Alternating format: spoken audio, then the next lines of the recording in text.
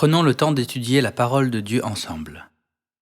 Quand nous lisons Jean chapitre 10, verset 30, il est écrit « Moi et le Père, nous sommes un ». Alors les Juifs prirent de nouveau des pierres pour le lapider. Les Juifs n'étaient-ils pas ceux qui attendaient la venue du Messie? Ils avaient de grandes attentes en pensant « Lorsque le Messie viendra sur cette terre, il nous libérera des mains des Romains et de leur oppression, et il établira un grand royaume de Dieu sur cette terre. »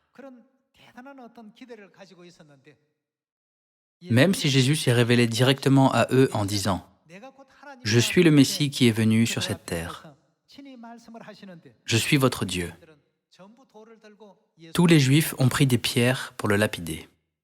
Puisqu'ils avaient leur propre imagination sur la façon dont Dieu allait venir, ils ne pouvaient pas accepter Jésus qui est venu en chair, ce qui était contraire à leurs attentes.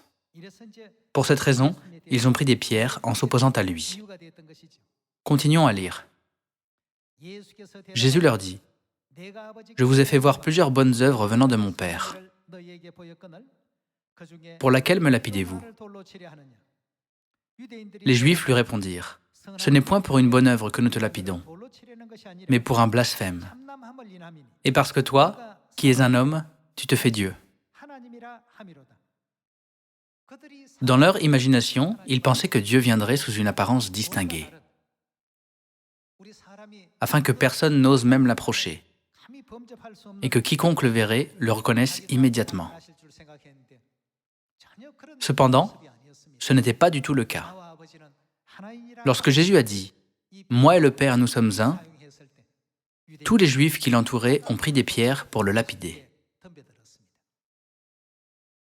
Donc, le Christ les a interrogés. « Pourquoi me lapidez-vous » Puis, les Juifs ont répondu « Comment peux-tu, toi qui es un homme, te faire Dieu ?» Puisque Jésus savait déjà que les Juifs avaient ce genre de pensée, il a dit « Heureux celui pour qui je ne serai pas une occasion de chute. » À cause de nos péchés, il a été fait chair et a vécu une vie si humble et si sacrificielle. Cependant, les gens pensaient seulement « Comment Dieu peut-il venir en tant qu'homme » Nous pouvons voir cette histoire où les Juifs ont accusé Jésus de blasphémer Dieu et ont essayé de le lapider. Je conclus le sermon. Merci beaucoup.